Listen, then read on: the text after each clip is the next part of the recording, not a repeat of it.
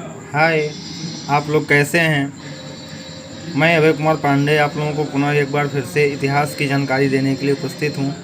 आज हम DElEd second semester से शुरुआत करेंगे अपनी वीडियो का, जिसमें सबसे पहले हम आज पढ़ाएंगे मगध साम्राज्य का उत्कर्ष। जैसा कि आप सब जानते हैं, भारत में वैदिक काल के समापन के बाद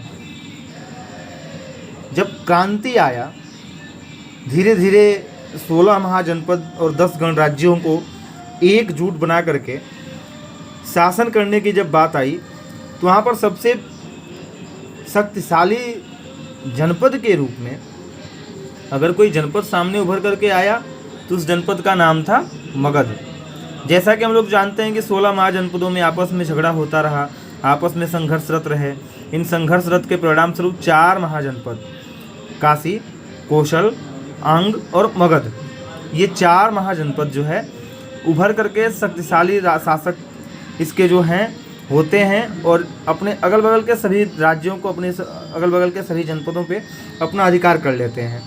इसी बीच जो मगध है, जैसा कि हमने दिखाया है आप लोगों को इस वीडियो में, मगध साम्राज्य के जो आजकल का बिहार का जो वर्तमान पटना है, जो बिहार की राजधानी है, यह पटना मगध साम्राज्य का ये एरिया जो है, जिसको हम लोग पाटलिपुत्र के नाम से जानते हैं, मगध साम्राज्य का अहम हिस्सा था। मगध साम्राज्य चारों तरफ से सुरक्षित था।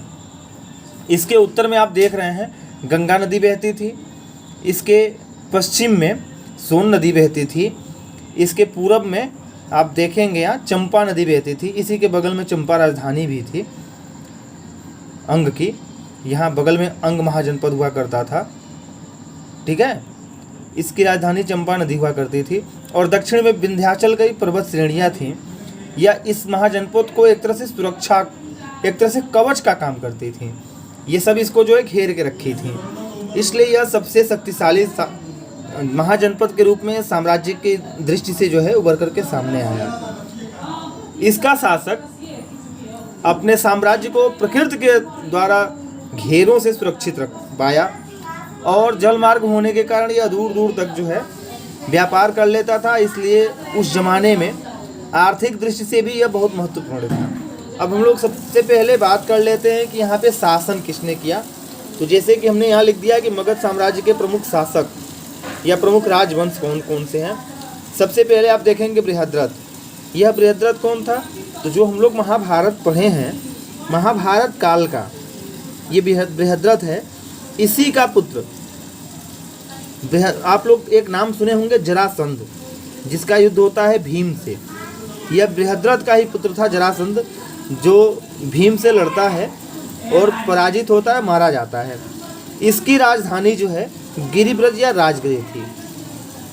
उसी गिरिब्रज या राजगृह को हर्यक वंश, जैसा कि आप सबको पता है कि हर्यक वंश का सबसे प्रतापी शासक, आप बड़े ध्यान से सुनिएगा क्योंकि हम बहुत सारे ऐसे बात इसमें बताएंगे जो भारत के प्रमुख परीक्षाओं में पूछी जाती हैं।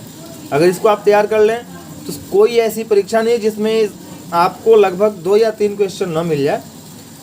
हर्यक वंश जो है पितृहंता वंश के नाम से भी जाना जाता है।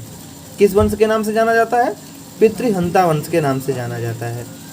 हर्यक वंश की भी राजधानी राजगृह या गिरिब्रज हुआ करती थी। आप लोग बिंबिसार का नाम सुने होंगे। बिंबिसार, यह बिंबिसार ही जो है हर्यक वंश का संस्थापक है। उसके बाद उसका पुत्र होता है अजातशत्रु, आप लोग नाम सुने होंगे।